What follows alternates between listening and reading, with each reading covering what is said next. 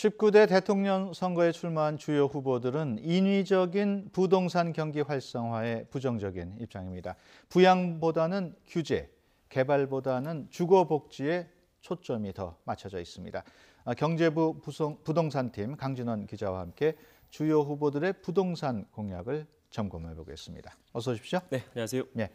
먼저 주거복지 방안에 대해서 살펴보면은 그 공공임대주택을 늘리겠다. 이게 핵심이죠? 네, 그렇습니다. 우리나라의 공공임대주택 비율이 약 6% 정도입니다.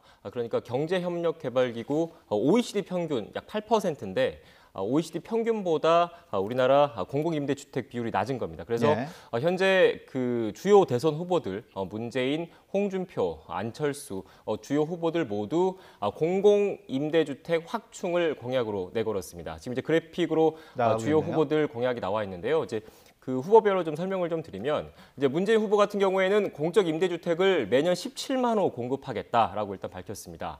이 가운데 13만 호는 이제 공공기관이 직접 공급하고 또 관리하는 장기 임대주택이고요. 나머지 4만 호는 이제 민간이 소유하되 이제 주택기금 등을 통해서 리모델링 지원비를 이제 그 대주면 이제 임대료 인상 억제 같은 이제 정부가 관리할 수 있는 그런 임대주택을 만들겠다는 말씀이고요. 특히 이제 그 신규 공공임대주택의 약 30%죠. 이 4만 호는 신혼부부에 우선 공급하겠다고 밝혔습니다. 다음으로 홍준표 후보 같은 경우에는 이제 청년 그리고 신혼부부 등 젊은 층에 초점을 맞췄습니다. 5년 동안 청년 신혼부부 주거에 약 100만 호 정도 지원을 하겠다라고 일단 밝혔고요. 이 방법 가운데는 이 100만 호 가운데는 이제 공공임대주택 30만 가구 그리고 저리 구입이나 전세자금 지원 등이 포함이 돼 있습니다.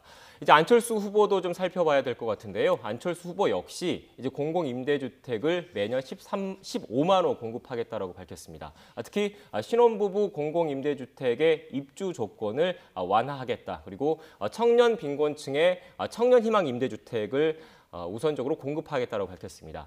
다음으로 이제 유승민 후보와 심상정 후보도 좀 살펴봐야 될 것 같습니다. 유승민 후보 같은 경우에는 이제 맞춤형 소형주택 공급에 초점을 맞췄습니다. 나홀로 가구가 증가하고 있는 현실을 반영을 했는데요.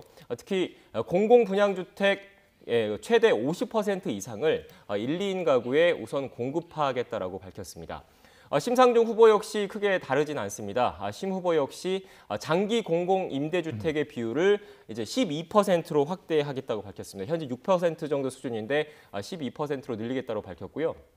특히 이제 매년 15만 호 같은 경우에는 반값 임대주택 공급을 추진하겠다. 그리고 월 20만 원 상당의 주거급여를 215만 가구에 지원을 하겠다라고 밝혔습니다. 이와 관련해서 이제 전문가들 인터뷰를 한번 들어보시도록 하겠습니다. 주거 시장의 주거비 부담이 사회 문제가 되고 있습니다. 전체 가계부채도 1,300조 원을 넘어섰다는 것들도 주택 시장의 속도 조절이 필요한 부분입니다. 이번 대선의 경우에는 후보자들이 대부분이 어떤 개발보다는 주거의 안정 그리고 복지 이런 공약에 좀 초점이 맞춰져 있다고 볼 수가 있겠습니다. 네, 전세 보증금과 월세 급 등에 따른 서민의 어려움을 해소하기 위한 방안도 마련돼 있던데 한마디로 임대료 상승을 어떤 일정한 수준으로 묶겠다 이런 얘기죠? 네, 맞습니다. 그 전월세 상한제와 계약갱신 청구권은 쉽게 얘기해서 지금 주거비, 그러니까 임대료 폭등에 따른 서민들의 주거 안정이 위협받고 있다. 서민들의 주거 안정이 헤쳐지고 있다라는 지적이 많지 않습니까? 그래서 나온 얘기인데요. 쉽게 좀 정리를 하면 이제 홍준표 후보를 제외한 이제 나머지 주요 후보 4명은 모두 전월세 상한제와 계약갱신 청구권 도입에 찬성을 하고 있습니다. 전월세 상한제를 좀 설명을 좀 드려야 될 것 같은데 쉽게 정리를 하면 전세와 월세 상승률을 이제 물가 상승률 등을 고려해서 일정 수준으로 묶겠다라는 얘기입니다. 그러니까 급등하는 주거 임대료에 이제 서민들이 고통을 받고 있기 때문에 임대료 그 상승폭을 제한을 하겠다는 얘기고요. 그다음에 계약갱신 청구권은 이제 세입자가 이제 계약 기간이 끝난 이후에 이제 집주인에게 기간 연장을 청구할 수 있는 권리입니다. 이 역시 세입자의 주거 안정에 도움이 된다고 할 수 있겠습니다. 하지만 이를 두고서 이제 일각에서는 두 제도가 도입이 되면 이제 오히려 서민 주거 안정을 해칠 수 있는 것 아니냐라는 우려도 나오고 있는 게 사실입니다. 네. 이제 전세 보증금 상승폭이 묶이면 이제 집주인들이 전세 공급을 오히려 줄일 것이다라는 얘기가 나오고 있고요. 쉽게 얘기하면 그 인상폭을 더 많이 올려받을 수 없기 때문에 전세 대신 월세로 돌리겠다라는 집주인이 있을 거란 얘기가 나오고요. 예. 또 전세 계약 기간이 끝난 이후에는 이제 집주인들이 이제 받지 못했던 인상폭만큼 한꺼번에 전세금을 이제 올려받을 수 있다라는 얘기가 나오고 있습니다. 즉 이제 단기간에 이제 전세금 폭등을 불러와서 오히려 이 두 제도가 이제 서민들의 그런 주거 안정을 해칠 수 있다라는 얘기가 나오고 있고요. 또 정부가 지나치게 사유재산권을 침해하는 것 아니냐라는 우려도 제기가 되고 있습니다. 예. 그래서 실제 선거 이후에 이 두 제도가 도입이 실제로 추진이 된다면 적잖은 진통도 예상이 되고 있습니다. 예. 지금 여러 가지 방안을 쭉 소개를 해 주셨습니다만 네. 가장 큰 문제가 역시 돈 문제, 재원 문제 아니겠습니까? 네.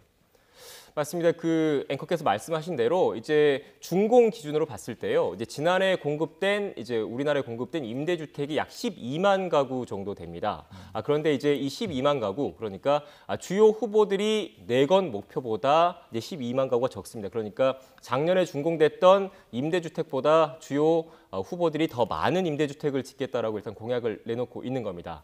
근데 그 LH 등에 따르면요. 그 임대주택 한 가구당 마련 비용이 약 1억 3천만 원 정도 되거든요. 근데 네. 이 가운데서 입주자 보증금은 2천만 원 정도 안팎 정도 되고 있습니다. 그러니까 나머지 1억 3천만 원에서 나머지 돈은 정부의 재정 지원과 LH의 부담으로 이제 작용을 한다는 얘기죠. 그러니까 이 임대료를 가지고는 유지 관리비에도 못 미친다라는 얘기입니다. 예. 그래서 그 작년 같은 경우에 약 48만여 가구에서 이제 5,800억 원 가량의 운영 적자가 발생을 했습니다. 그러니까 네. 국민 임대주택 한 가구를 늘릴 때마다 이제 LH의 총 부채가 늘어난다는 얘기겠죠. 결국 그 정부 재정에 부담이 갈 수밖에 없는 상황이기 때문에 이 돈을 어디서 마련을 할 거냐라는 문제가 불거질 수밖에 없습니다. 또한 그 토지 확보 문제도 불거지고 있습니다. 그 임대주택이 들어설 경우에 그 집값이 떨어진다라는 그런 그 주변 지역에 있는 주민들의 얘기가 있어서 일단 임대주택이 들어오는 것에 대해서 선호하지 않는 그런 현상도 있고요. 또 현재 실제로 지을 땅이 없다라는 얘기도 나오고 있습니다. 현재 LH 쪽에서는 그 신규 택지 개발을 사실상 지금 중단한 상태이기 때문에 이런 이 도심지나 아니면은 이제 그 선호도가 높은 그러니까 도심 주변에 있는 부지를 임대주택 부지를 어떻게 확보할 것이냐라는 문제도 일단 중요한 과제로 떠올라 있습니다. 이 부분에 대해서 그 전문가들도 많은 그 문제점을 지적을 하고 있는데 한번 들어보시죠. 전세난에 시달리고 있는 무주택 서민 입장에서는 공공임대주택이 마지막으로 기댈 수 있는 언덕 같은 건데요. 전반적인 방향성은 옳지만 과연 재원을 어떻게 확보할 것인가 문제가 과제라고 볼 수가 있겠습니다.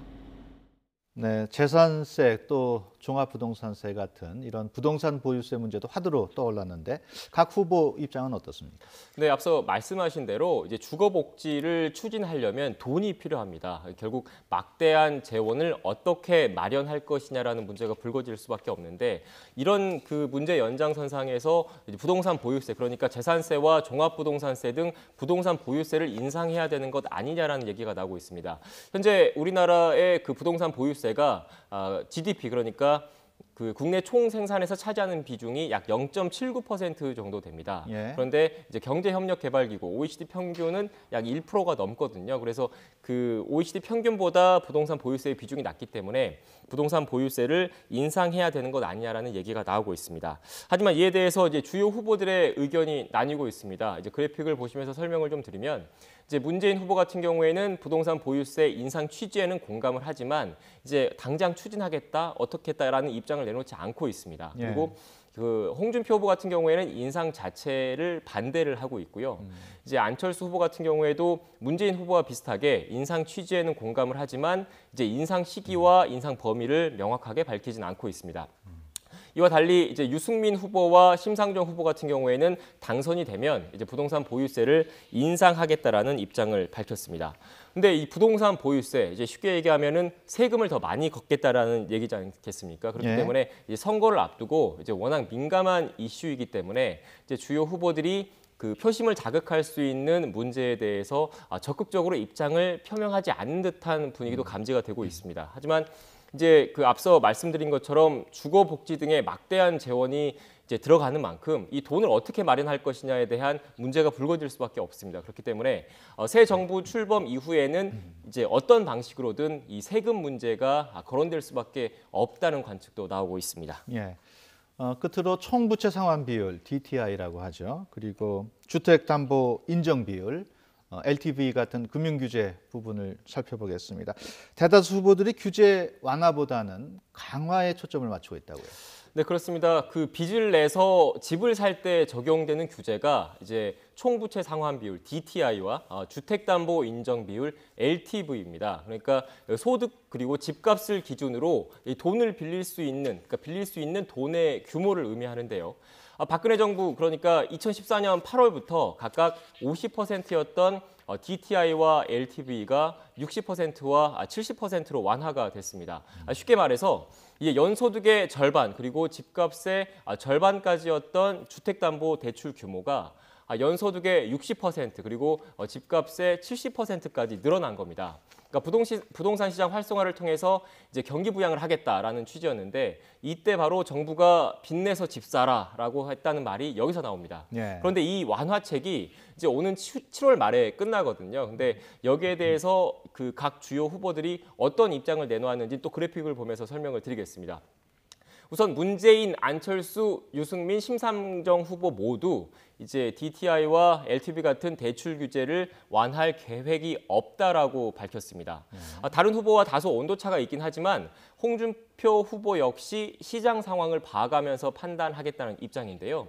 일단 이렇게 다들 어떻게 보면 그 선뜻 대출 규제를 완화하겠다, 풀겠다라는 입장을 내놓지 못하고 있는 이유는 이제 가계부채가 1,300조 원을 넘어섰습니다. 이 가계부채가 우리 경제에 부담으로 작용하고 있기 때문에 당장 규제 완화책을 내놓긴 쉽지 않을 것이라는 분석이 많습니다. 네. 전문가의 분석 한번 들어보시죠.